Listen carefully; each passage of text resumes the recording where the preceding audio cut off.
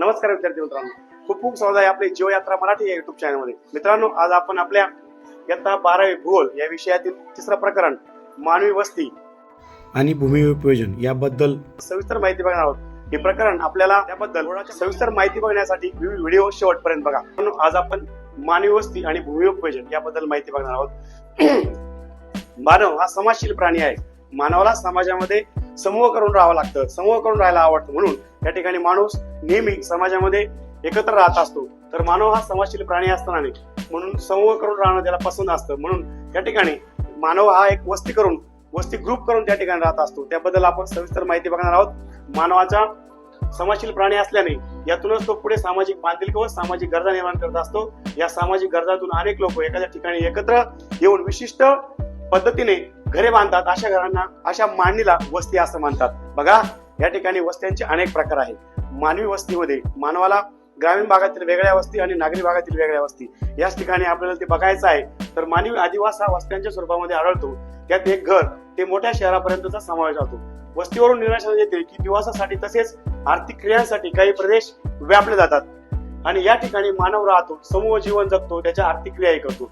मानवी वस्तीच्या स्थानावर प्राकृतिक, सांस्कृतिक व आर्थिक तसेच राजकीय घटकांचा परिणाम होताना आपल्याला बघायला मिळतो. बघा, मानवी वस्त्या ज्या आहेत तर या मानवी वस्त्यामध्ये त्या ठिकाणी प्रामुख्याने जे काही घटक आहेत त्या घटकांचा परिणाम होत असतो. या मानवी वस्त्या मानव या घटकांवरती आधारित असलेल्या ठिकाणी त्या ठिकाणी बांधत असतो. मानवाला ज्या ठिकाणी अनुकूल परिस्थिती निर्माण झालेली आहे, ज्या ठिकाणी अनुकूल आहे त्याच ठिकाणी मानव त्या ठिकाणी राहत असतो. उदाहरणार्थ, जर आपण प्राकृतिक घटक बघितला तर ज्या भागामध्ये मानवाला जे प्राकृतिक सकल मैदानी भाग आहे, त्याचबरोबर ज्या ठिकाणी पाण्याची उपलब्धता आहे, शेतीयोग्य जमीन आहे, दळणवळणाच्या सुविधा आहे, त्याच ठिकाणी मानव वस्ती करून राहत असतो. त्याचबरोबर प्रामुख्याने सांस्कृतिक, आर्थिक व राजकीय घटकांचाही त्या ठिकाणी त्याच्यावरती परिणाम होत असतो. त्याचबरोबर पर्यावरण यांच्या संबंधातून वस्त्यांची निर्मिती होताना आपल्याला बघायला मिळते. जसे की उंच सकल, समुद्र सपाटीपासूनची उंची, मृदा या सगळ्या गोष्टी त्या ठिकाणी मानव गृहीत धरून वस्ती बांधत असतो, वस्ती करत असतो आणि मानव राहणं पसंत करतो. त्याचबरोबर हवामान, जलप्रणाली, भूजल पातळी इत्यादी घटकांचे वस्त्या आणि त्याच्यावरती परिणाम होताना आपल्याला बघायला मिळतात. तर याच्या काही वस्त्या आहेत तर काही वेळा सामाजिक घटक वस्ती विखंडित करण्यास कारणीभूत ठरू शकतो. म्हणजेच पूर्वी क्षेत्र प्रदेश काबीज केले जात असत किंवा बाहेर लोकांकडून वारंवार आक्रमणे होत असत. बघा, पूर्वीच्या काळी ज्यावेळेस आपल्या भारतामध्ये विकसित नव्हता किंवा विकसनशील नव्हता भारत देशामध्ये, त्या ठिकाणी पूर्वीच्या काळी आपल्या भारतावरती ब्रिटिशांचं राज्य झालं, पोर्तुगीजांचं राज्य झालं, अनेक राज्यकर्त्यांनी आपल्या भारतावरती राज्य केलं. त्या कालखंडामध्ये मानव काय करायचा की एकत्र वस्ती करून राहत होता, जेणेकरून बाहेरचे लोक आपल्यावरती आक्रमण करून त्या ठिकाणी प्रस्थापित करू नये म्हणून मानव राहत होता. त्यामुळं त्याच्या काही वस्ती आहेत, या वस्त्या प्रदेश काबीज करून त्या ठिकाणी ते केले जात होते. म्हणून त्या ठिकाणी मानव सुरक्षेच्या दृष्टिकोनातून केंद्रित वस्त्यांच्या आधारित त्या ठिकाणी मानव राहायला सुरुवात केली आणि अशा प्रकारे वस्त्यांचे प्रकार जे आहे ते आपल्याला उघडकीस आले किंवा वस्त्यांचे प्रकार विकसित झाले. तर पुढचा मुद्दा आहे वस्त्यांचे प्रकार. तर हे जे काही वस्त्यांचे प्रकार आहेत ते वस्त्यांचे प्रकार आपल्याला यामध्ये बघायचे आहे. तर या वस्त्यांच्या प्रकारानुसार मानव वेगवेगळ्या ठिकाणी राहत असतो. मानव ग्रामीण भागामध्ये त्याचबरोबर नागरी भागांमध्ये हे जे काही वस्ती आहेत तर या वेगवेगळ्या वस्त्यांच्या प्रकारांचं स्वरूप वेगवेगळी वस्ती करून त्या ठिकाणी आपल्याला राहायला बघायला मिळतो.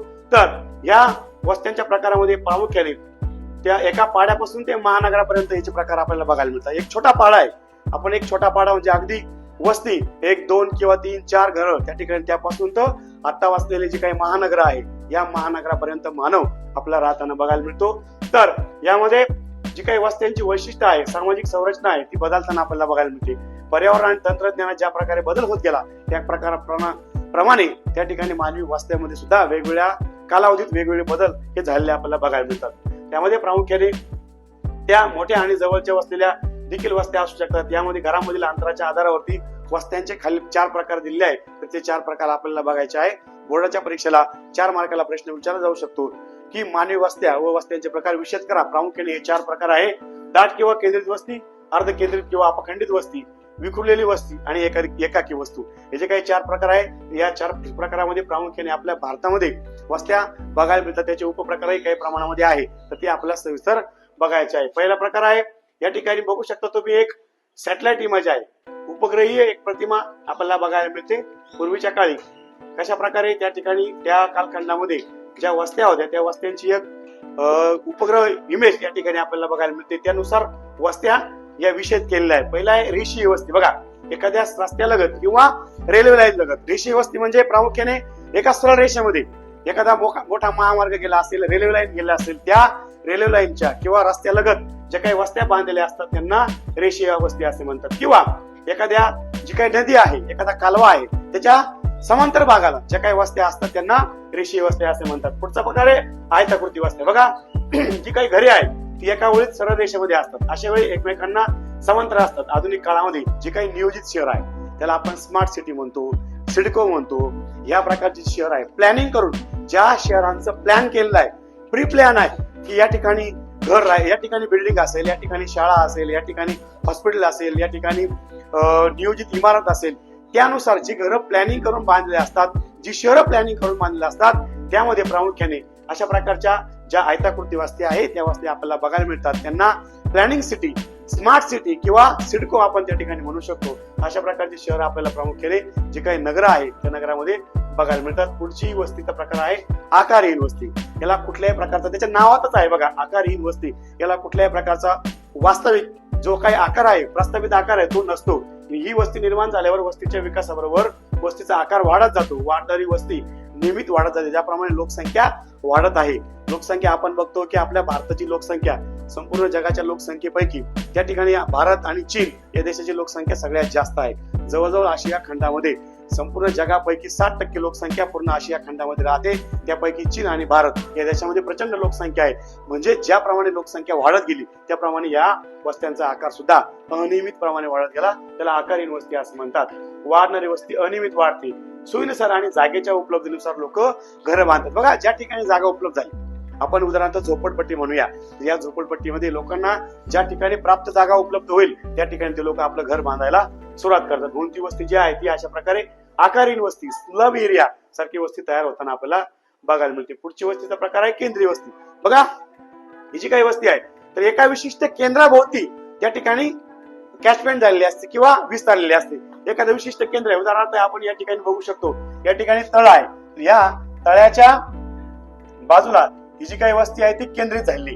हे जे काही तळ आहे या तळ्याच्या बाजूला ती वस्ती केंद्रित झाली म्हणून त्याला केंद्रीय वस्ती असे म्हणतात. एका केंद्राच्या भोवती त्या वस्तीचा विकास झालेला आहे. तर हा केंद्रबिंदू जो आहे तो वस्त्यांच्या विकासातील महत्वाचा मुद्दा या ठिकाणी मानला गेला. हा जो केंद्र बिंदू आहे, हे जे तळ आहे तर हे त्या वस्तीचा केंद्रबिंदू मानला गेला आहे म्हणून त्या ठिकाणी वस्तू एकवटली गेली आहे. पुढचा प्रकार आहे वर्तुळाकार वस्तू. बघा एखाद्या सरोवराच्या किंवा तळ्याच्या ठिकाणी आजूबाजूला आकार घेत त्या वस्त्या बांधल्या गेल्या असतात. बघा प्रामुख्याने या ठिकाणी तळ असेल किंवा एखादं चौक असेल तर या चौकाच्या बाजूला या वस्त्या आपल्याला बघायला मिळतात. पाण्याची उपलब्धता, नगरांची उपलब्धता, बाजारपेठेची उपलब्धता, या सगळ्या कारणासाठी ते लोक एकत्र येऊन त्या ठिकाणी आपल्या वस्त्या बांधतात. त्या वर्तुळाकार झालेल्या बघायला मिळतात.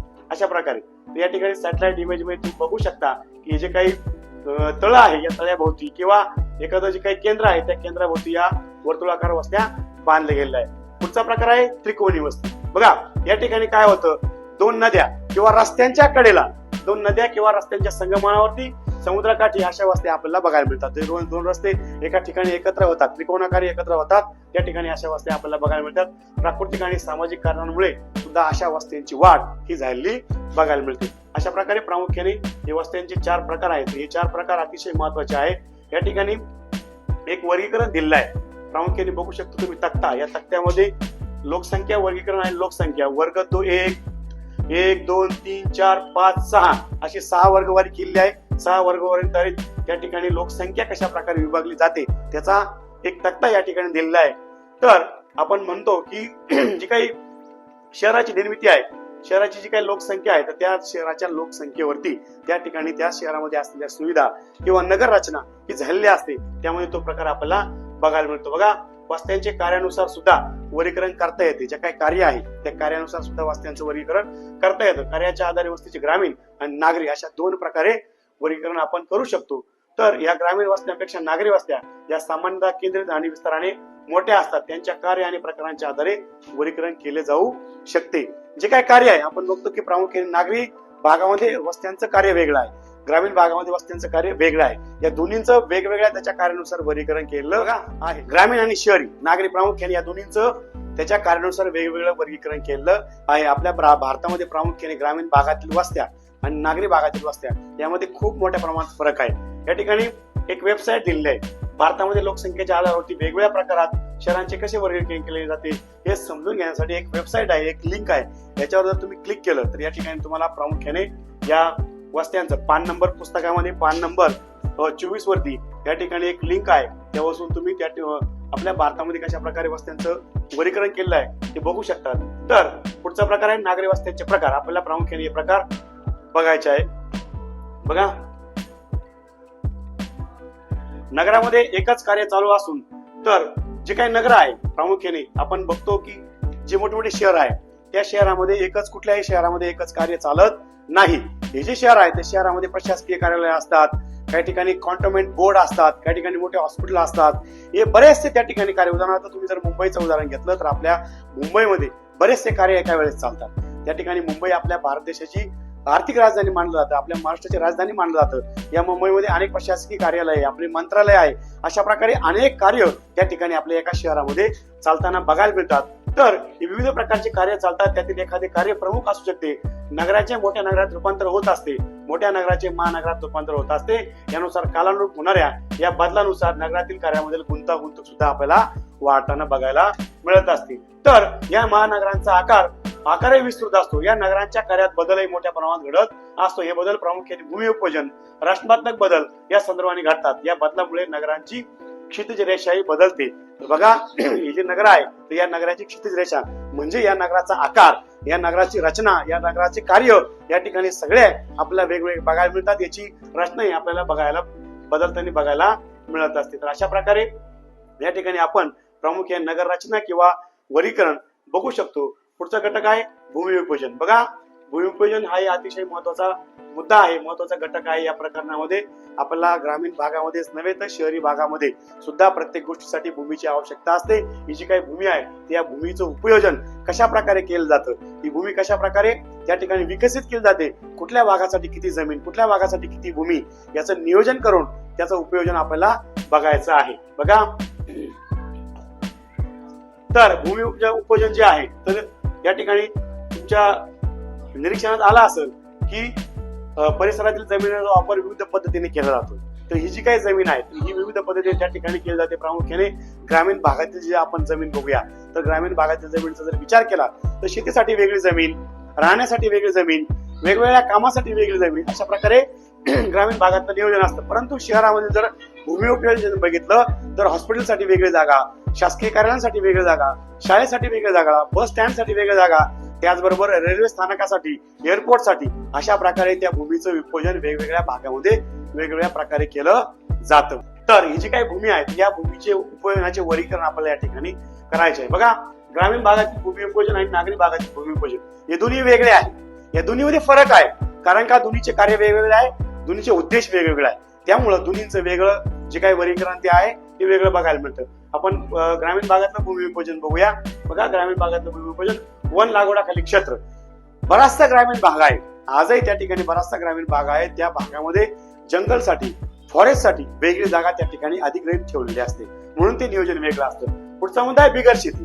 बिगर शेती म्हणजे काय, की ज्या ठिकाणी शेती केली जात नाही ते जे काही प्रकार आहे त्यामध्ये उदाहरणार्थ जो काही प्रकार आहे बिगर शेती, या भागामध्ये पायाभूत सुविधा, कालवे, दुकाने, उद्योग इत्यादींचा समावेश यामध्ये येतो.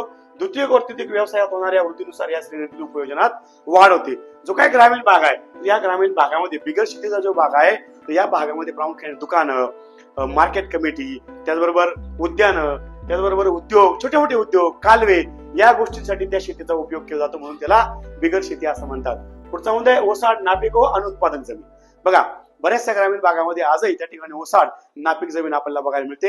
ही जी काही जमीन आहे तर या जमिनीचा उपयोग प्रामुख्याने उंच सकल, डोंगराळ भूमी, ओसाड, वाळवंट, गळयुक्त जमीन यांचा समावेश यामध्ये बघायला मिळतो. अनुत्पादक वर्ग, त्या ठिकाणी कुठल्याही प्रकारचं उत्पादन घेतलं जात नाही. जी भूमी कृषी व्यवसायाखाली नसते त्या ठिकाणी शेती केली जात नाही, अशा प्रकारच्या शेतीला अनुत्पादक जमीन असं म्हणतात. पुढचा मुद्दा आहे कायमस्वरूपी गायरान व चराव जमीन. आजही आपल्या ग्रामीण भागामध्ये कायमस्वरूपी विशिष्ट प्रकारे गायरान ठेवलं जातं. जनावरांना चालण्यासाठी विशिष्ट प्रकारची शेती तशीच ठेवली जाते, त्या शेतीला गायरान व चरावी जमीन असं म्हटलं जातं. पुढचा प्रकार आहे किरकोळ वृक्ष, पिके व वनराई. बघा, किरकोळ वृक्ष, पिके आणि वनराई जे काही फळबागा आहे किंवा निवड वनराई आहे त्या वनराईची जमीन, ज्या यामध्ये निवड लागवडी क्षेत्राचा समावेश नसतो फळबागा व फळझाडांच्या क्षेत्रांचा यामध्ये समावेश असतो. जे काही फळझाडं आहेत तर त्या फळझाडांची त्या ठिकाणी लागवड केली जाते, त्याला ते म्हणतात पिकाऊ उत्पादक जमीन. जी जमीन आहे 5 वर्षापेक्षा अधिक काळ पडीक असलेली कोणतीही जमीन लागवडीखाली न आली. पड या प्रकारात मोडते. ही जमीन कोणत्याही वेळेस भर घालून तिची गुणवत्ता वाढवून लागवडीखाली आणता येते. पिकाऊ आणि अनुत्पादित म्हणजे पिकाऊ आहे परंतु अनुत्पादित आहे की जी जमीन 5 वर्षानंतर त्या ठिकाणी त्यामध्ये भर घालून ती जमीन आपल्याला लागवडीखाली आणता येते, अशा प्रकारची जमीन. पुढची जमीन आहे चालू पडीक जमीन. 1 वर्ष किंवा त्यापेक्षा कमी कालावधीखाली लागवडीखाली नसलेले क्षेत्र. 1 वर्ष किंवा त्यापेक्षा कमी कालावधीमध्ये जे काही क्षेत्र लागवडीखाली नाही अशा प्रकारच्या जमिनीला कमी लागवडीखाली चालू पडीक जमीन असं म्हटलं तर चालू पडीक जमीन शिवाय जमीन ही सुद्धा लागवड योग्य जमीन असते. जी जमीन एकापेक्षा जास्त वर्षात परंतु 5 वर्षापेक्षा कमी काळ पडीक राहते त्या जमिनीला ती आपण म्हणू शकतो. अशा प्रकारे एकंदरीत आपण निव्वळ लागवडीखाली क्षेत्र यामध्ये प्रत्यक्ष लागवड केली जाते, ज्यातून उत्पन्न घेतलं जातं. शेतीमध्ये जे काही उत्पन्न आहे, भरघोस उत्पन्न आहे, त्या शेतीमधून घेतलं त्याला निवड लागवडीखाली क्षेत्र असं म्हटलं जातं. ती जमीन अशा एकंदरीत 9 प्रकार या जमिनीचे आपण बघू शकतो. ही जी काही जमीन आहे ती ग्रामीण भागातील आपल्याला या भूमीचं उपयोग या ठिकाणी बघायला मिळतं. एकंदरीत 9 प्रकारामध्ये याचं वितरण त्या ठिकाणी केलेलं आहे. बोर्डाच्या परीक्षेला 5 ते 6 मार्काला प्रश्न विचारला जाऊ शकतो. ग्रामीण भागातील शेतीचं किंवा भूमी विभाजन स्पष्ट करा. त्यामध्ये हे मुद्दे अतिशय महत्वाचे आहेत, ते आपण मांडू शकतो.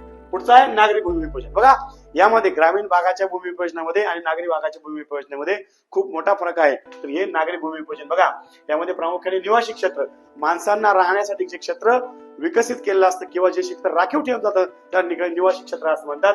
पुढचं आहे औद्योगिक क्षेत्र, अशी जमीन की ज्यामध्ये उद्योगधंदे स्थापन केले जाऊ शकतात, उद्योगधंद्यांची त्या ठिकाणी प्लॅनिंग असतं, अशा प्रकारचं क्षेत्र.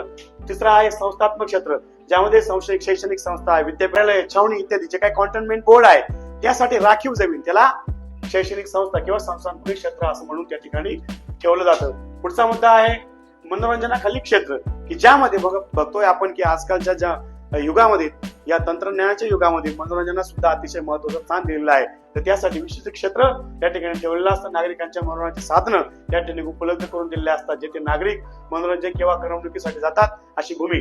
पुढचा मुद्दा आहे वाहतूक. बघा ज्या जागेचा वापर एका ठिकाणाहून दुसऱ्या ठिकाणी जाण्यासाठी होतो अशा प्रकारच्या उपयोगासाठी विशिष्ट भूमी ठेवली जाते. त्यामध्ये एअरपोर्ट असेल, रेल्वे स्टेशन असेल, बस स्टँड असेल, अशा प्रकारची क्षेत्र. पुढचं क्षेत्र आहे व्यापारिक क्षेत्र, की व्यापारिक क्षेत्र सुद्धा अतिशय महत्वाचा मुद्दा आहे. नागरिक क्षेत्र ज्या जमिनीवरती मालकीची पक्क्या मालाची दैनंदिन विक्री होते, हे क्षेत्र निवासी क्षेत्रामध्ये येत नाही. अशा प्रकारचं क्षेत्र की ज्या ठिकाणून माल एक्सपोर्ट इम्पोर्ट केला जातो, अशा प्रकारचं क्षेत्र त्याला व्यापारिक क्षेत्र असे म्हणतात. पुढचं भूमी आहे रेखांकित भूमी, की हे मोकळे भूखंड असतात ज्याचा वापर इमारतीच्या बांधकामासाठी केला जातो. हे क्षेत्र प्रामुख्याने नागरी भागामध्ये आपल्याला बघायला मिळतं, अशा प्रकारचं क्षेत्र. पुढचा 8वा मुद्दा आहे संमिश्र भूमी. एखाद्या क्षेत्रात जेव्हा संमिश्र भूमी उपयोजित होत असते तेव्हा भिन्न प्रकारची भूमी उपयोजनात यामध्ये आपल्याला बघायला मिळते.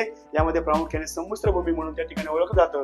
व्यावसायिक, उद्योग या प्रकारची भूमी उपयोजन एकाच क्षेत्रामध्ये एकत्रितपणे आढळून येते, अशा प्रकारच्या क्षेत्राला संमिश्र भूमी असं म्हणतात. हे होतं नागरी भागातील भूमी उपयोजन, जे की नागरी भागामध्ये अतिशय महत्वाचं आहे. प्लॅनिंग करण्यासाठी अतिशय महत्वाचं आहे ते भूमी उपयोजन. पुढचा मुद्दा आहे, पुढचा प्रकार आहे ग्रामीण आणि नागरी जालर क्षेत्र. यामध्ये ग्रामीण व नागरिक क्षेत्रातील भूमी ग्रामीण नागरी जालर क्षेत्र असं म्हणतात. या क्षेत्रामध्ये दोन्ही वैशिष्ट्ये आपल्याला बघायला मिळतात. हे क्षेत्र वेगळे नसून दोघांमधील संक्रमण क्षेत्र आहे. या क्षेत्राची सरमिसळ त्या ठिकाणी झालेली असते. एक वेगळं क्षेत्र म्हणून त्याच्याकडे बघितलं जातं. प्रामुख्याने या क्षेत्राचा प्रशासकीय सेवा, त्याचबरोबर ग्रामपंचायत कार्यालय यासाठी अतिशय महत्वाचा उपयोग होतो. आणि नगरपालिका इतर जालर क्षेत्र जे आहे, ज्यावेळेस नागरी भागाचा विकासाबरोबरच विस्तारही वाढतो त्यावेळेस याला नागरी प्रसारण असे म्हणतात. ग्रामीण नागरी जालर क्षेत्रात नागरी व ग्रामीण असे दोन्ही प्रकारची भूमी उपयोजन आढळते. जालर क्षेत्राची रचना गुंतागुंतीची असते. या भागात 2 प्रकारच्या प्रशासकीय सेवा आढळतात, उदाहरणार्थ ग्रामपंचायत आणि नगरपालिका. जालर क्षेत्राजवळ नागरिक क्षेत्र स्वतःची ओळख गमावून बसते. प्रत्यक्षात ही नगरे मोठ्या शहरात विलीन होऊन जातात व ते मोठ्या शहराच्या भौगोलिक प्रदेशाचा भाग बनतात. अशा प्रकारे मोठ्या शहरांपासून दूर असलेली नगरे मात्र स्वतःची ओळख सांभाळून राहतात. या नगरांचे प्रश्न वेगळ्या स्वरूपाचे असतात. हे प्रश्न प्रामुख्याने सोयीनुसार सोयीसुविधा व वाहतुकीचे असतात. या सोयीसुविधा या भागात कमी दर्जाच्या असतात असे आढळते. यालाच ग्रामीण नागरी जालर क्षेत्र असे म्हणतात. मित्रांनो, पुढचा मुद्दा आहे उपनगरी. महानगरांच्या सीमावरती लहान आकाराची नगरे, लहान शहरे किंवा मोठी नगरे असतात. अशा नागरिक क्षेत्रास उपनगरे असे म्हणतात. उदाहरणार्थ भांडूप, कल्याण, विरार, मुंबई उपनगरांची उपनगरे मानली जातात. ही सर्व लहान मोठी नगरे मुंबई शहराच्या विकासाच्या परिणामाने वाढलेली आहेत. याचप्रमाणे वाकड, हिंजवडी, पुणे ही पुण्याची उपनगरे आहेत. अशा प्रकारे ही महानगरं त्या ठिकाणी तयार झालेली असतात. या ठिकाणी एक इमेज आहे इचलकरंजी शहराची. तर या इचलकरंजी शहराची जे कोल्हापूर जिल्हा आहे तर या ठिकाणी कशा प्रकारे भूमिपूजन आणि आच्छादन झालेलं आहे ते आपण बघू शकतो. अशा प्रकारे उद्योगधंद्यांची वाढ या ठिकाणी बघायला मिळते. विद्यार्थी मित्रांनो, अशा प्रकारे आपण या प्रकरणामध्ये संपूर्ण माहिती बघितली आहे. मानवी वस्त्या, भूमिपूजन या सगळ्या विषयांचा अभ्यास या प्रकरणामध्ये आपण केला आहे. विद्यार्थी मित्रांनो, व्हिडिओ आवडल्यास लाईक करा, शेअर करा व जीवयात्रा मराठी या यूट्यूब चॅनलला सबस्क्राईब करा. धन्यवाद.